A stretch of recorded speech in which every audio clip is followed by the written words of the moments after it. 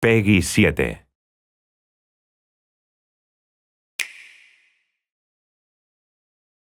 Oh, hi there!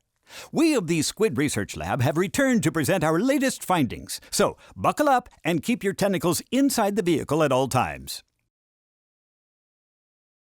It's been 2 years since that fateful day when the inkling squid species hooked me with its amazing abilities to shoot ink in humanoid form and to swim through ink in squid form.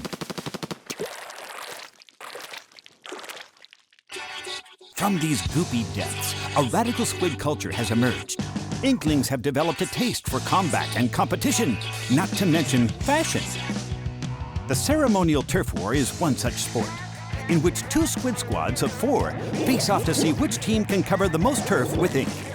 This popular tradition isn't going anywhere, which remains as popular as ranked battle, where the very best teams and players compete online to achieve a higher rank and ultimate bragging rights. Here in Inkopolis Square, Inklings prepare for ritualistic face splatting by equipping gear and weaponry. But it's not all doom and gloom. All squid gear is designed for both function and fashion. In fact, everything about Inkopolis lends to its reputation as the foremost happening place in the world. As you can see here, communal aspects of Inkling society are greatly valued. But so is individual expression. Nice shoes! Like other cephalopods, Inklings can even choose their skin and eye color. But unlike regular squids, they have custom hairstyles and leg wear too. The various clothing and shoes the squids are wearing is actually called gear and has important roles in these battles too. Both looking good and good abilities are needed to be fashionable. Let's take a look at some gear. It takes more than style to win a turf war. Luckily, the Galleria, over on the left, houses a row of popular gear and weapon shops. Each item you acquire here has 1 or more abilities that should prove effective in battle. So, let's take a look inside, shall we?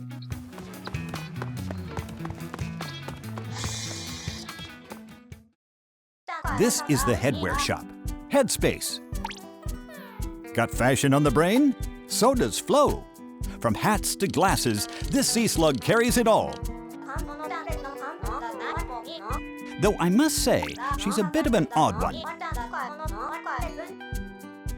Inklings like to think of her as their crazy old aunt.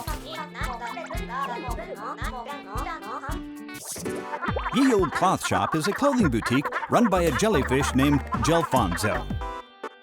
Unlike most jellyfish, he can speak the Inkling language.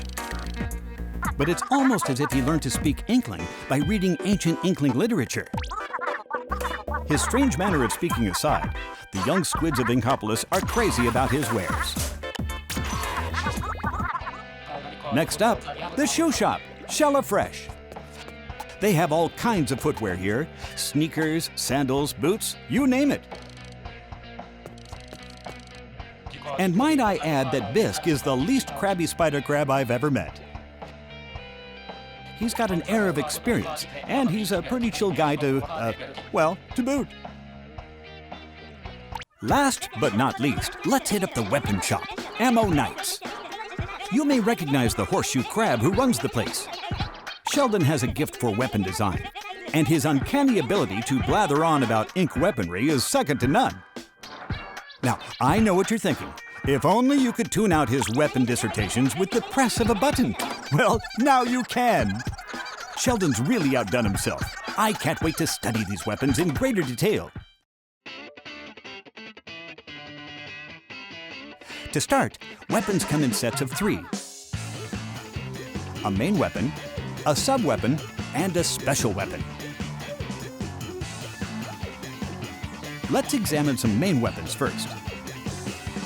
Your standard shooters are great for both splatting opponents and inking turf. There are many different types of shooters to choose from.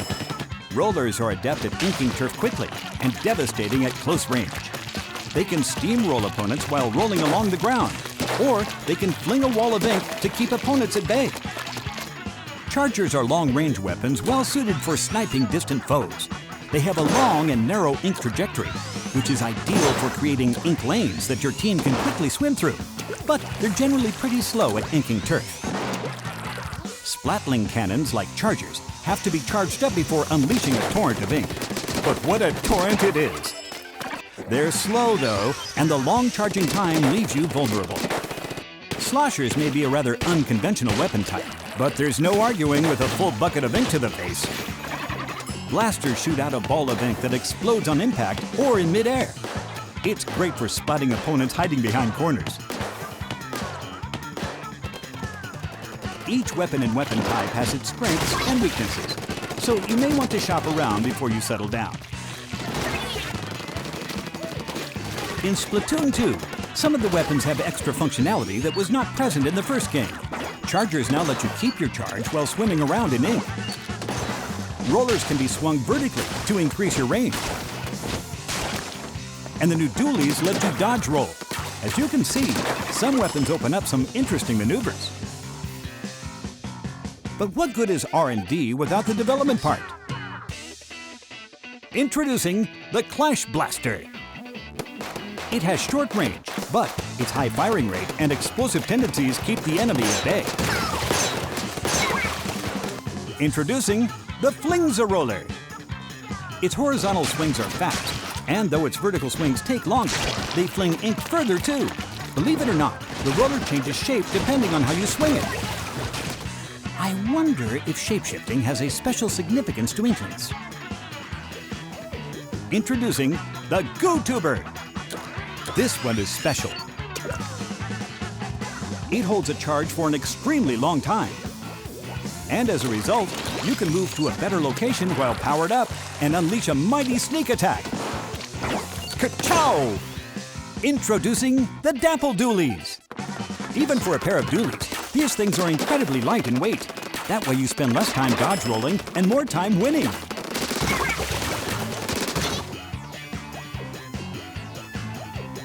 But what about sub-weapons?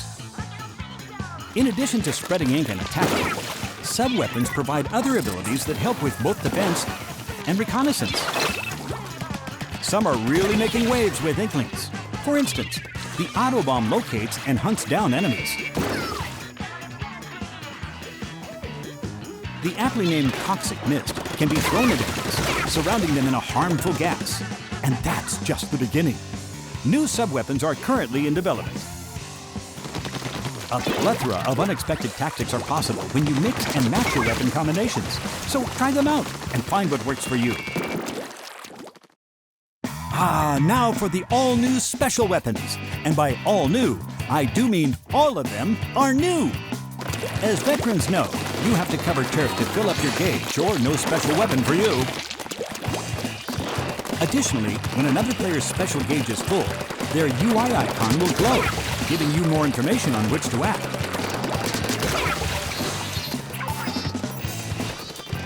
Pentamissiles lock onto enemies and fire multiple projectiles.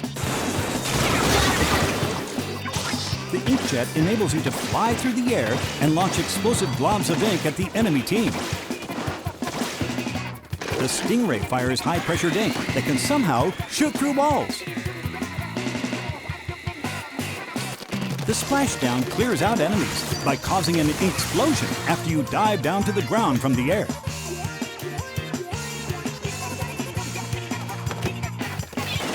The ink storm is always making it rain ink. The bomb launcher allows you to launch a barrage of bombs onto the battlefield.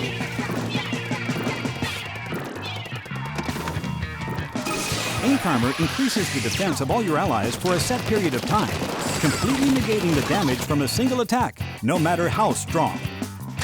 And finally, the Baller puts you in a giant, explosive hamster ball that will roll you wherever you want, even up walls.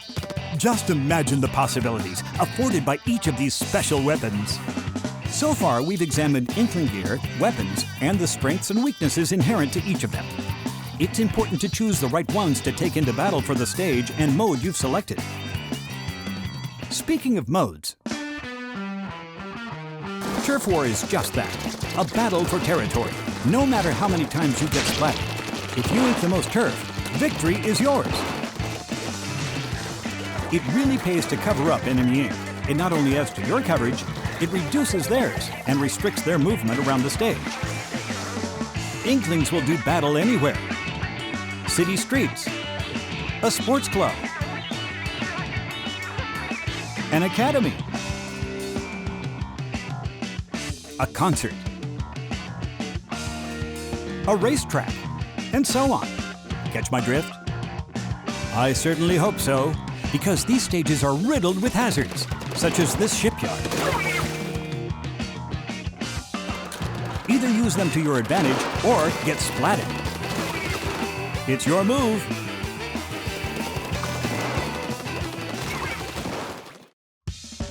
In addition to Turf War, serious squids can experience the thrills of ranked battle. There are 3 modes that rotate every 2 hours. Splat zones. Fight for control of the splat zones placed on the stage. The team that maintains control of them longest reigns supreme.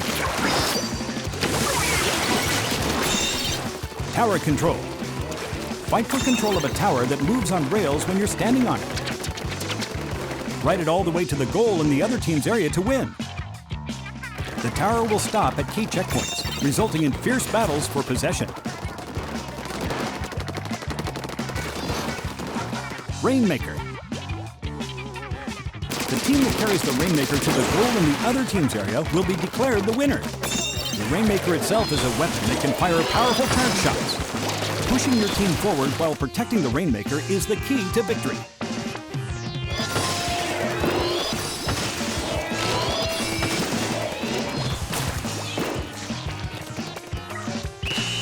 As you win ranked battles, your rank will increase. This will result in being matched with players of a similar skill level in future ranked battles. This time around, you'll have a separate rank for each mode. Prove you can out-ink the competition, and you may even move up 2 or more ranks at a time. League battles allow you to form a team with friends, fight alongside them, and battle your way to the top of the charts. You can enlist one other friend to form a pair and be matched with another pair, or connect with 3 friends to form a 4-squid team. League battles play out as ranked battles over a 2-hour period, or until the stages change. Your score is based on your wins and losses during that period. If you play well, you can receive an in-game medal to commemorate your awesomeness. Now then, well, if it isn't Merch, the sea urchin. Talk to this guy and take your gear from fresh to freshest. Depending on the ability, you could reduce your ink consumption or move a bit faster. You see, gear have different kinds of abilities. Some for headwear, some for clothing, and even shoes. Let's see, I have a number of trendy gear abilities listed here. First up, Thermal Ink. This ability allows you to track distant players that you've hit with your main weapon. The Object Shredder ability increases damage dealt to all non-player targets. Quick Respawn reduces your respawn time if you get splatted repeatedly without splatting anyone yourself.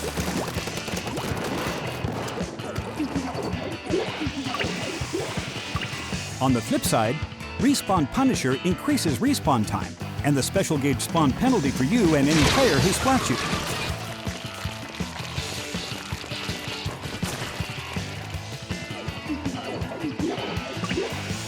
And the drop roller lets you tilt the left stick during the super jump to perform a forward or sideways roll when you land.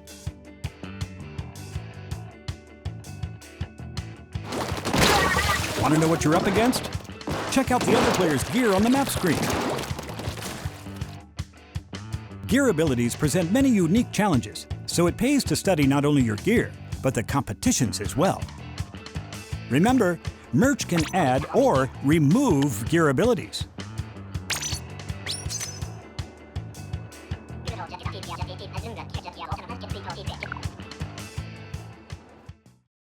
Now, for the job everyone's been talking about. I have some new information that I'm happy to share. The job description says it's easy work with good pay. Work together as a team of 4 to splat salmonids and collect their power eggs. Apparently, this is the place that's hiring. Looks kind of shady if you ask me. They're not always hiring though. They're only open when the salmonids are on the move. Let's see. I pulled some strings and got a hold of this manual. It's all about salmonids, which I'm all about studying.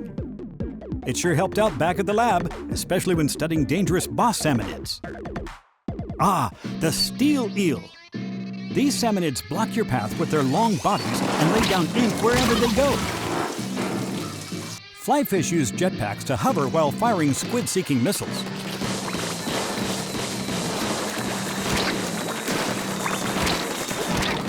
The Steelhead.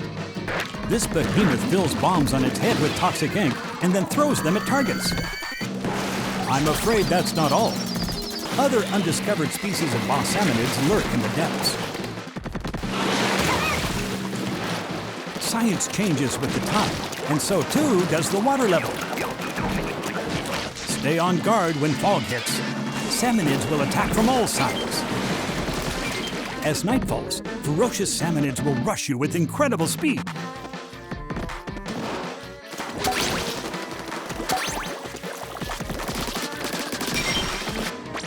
Indeed, it certainly is dangerous work. However, special rewards make it more than worth the trouble. Some items can only be earned in Salmon Run. They may open up new possibilities in battles, so why not give it a go? Next, I'll detail a new service in Splatoon 2 that will help you stay in touch with Inkopolis, even when you're not near your console. Say hello to Splatnet 2, a service that puts information such as stage schedules, gear, and stats at your fingertips.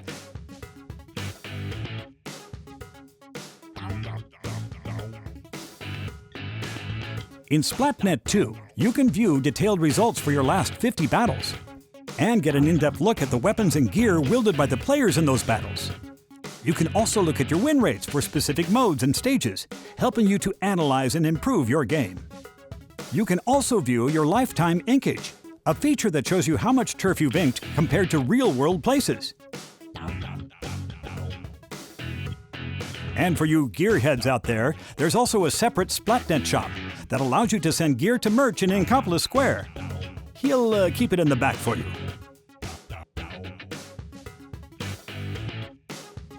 Splatnet 2 will be available to use via a smart device app called Nintendo Switch Online. The Nintendo Switch Online app allows you to invite other players who also have the game to join private battles, league battles, Splatfest battles, and communicate with those players using voice chat.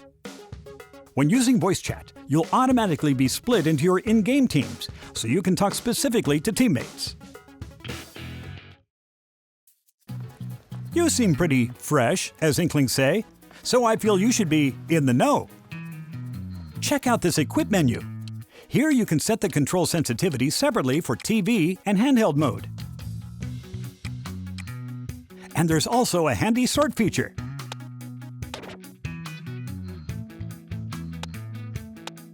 Feeling artsy?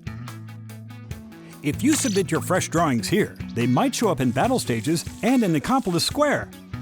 You can post to some of your social media sites too. Science truly is Squid's best friend. Next on my list is Amiibo Figures. You can save your control settings, gear, and weapon loadout, and nickname to any Splatoon Amiibo. Then, you just tap that Amiibo on any Nintendo Switch console to instantly use those settings. What's more, you can also get exclusive gear from Amiibo, or strike a pose and snap a photo with them. Brand new Splatoon 2 Series Amiibo will be available. And the original Splatoon Series Amiibo figures are compatible as well. Also, food! Inklings love to grab a bite at Krusty Sean's place.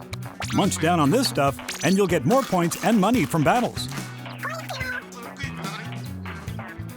That reminds me. Here at the Shoal, you can play locally with friends using their own Nintendo Switch consoles. You even get to pick any mode or stage you want. Most players at the Shoal will likely use wireless multiplayer. But for more serious competitions, land play is also possible. I almost forgot to mention that the Inkling music scene is flourishing. You can play Squid Beats 2 and time your button presses to the beat.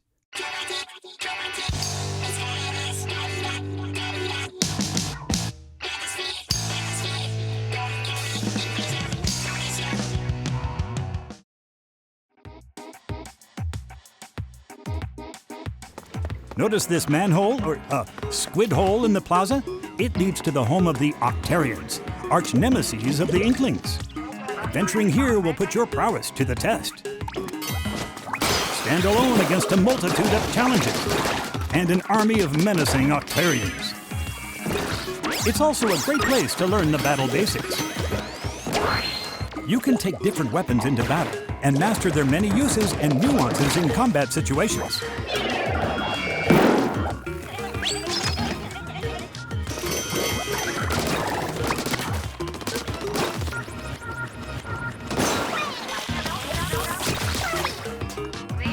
Oh, and what's up with Marie? She looks awfully worried about something. Well, we've seen some fresh weapons, gear, and stages today. But what more can science offer us? How about some content updates? New weapons are in development. Say hello to the Brella. Much like an umbrella, it offers both beauty and functionality.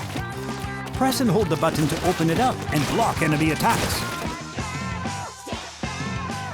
And if you continue holding down the button, you can even do this. Of course, once used, you won't be able to open it for a while, so be careful. Plus, new special weapons are on the way.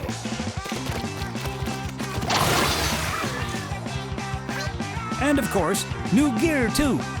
Fashion is a fickle beast after all. Over time, more stages will become available as well. Over at the lab, we're crazy excited to calculate the many ways this will change the game. Expect weapon, gear, and stage updates for around a year, along with 2 long years of Splatfests. I guess you could say it'll stay fresh. But what is a Splatfest anyway? I'm sure some of you know them even better than me. These events split players into 2 sides and pit them against each other in 4-on-4 matches for a limited time. Each Splatfest has a polarizing theme, leaving players with one option: pick a side and compete to win in Turf War. May the freshest team win. And for the first time, you can fight alongside your friends on the same team.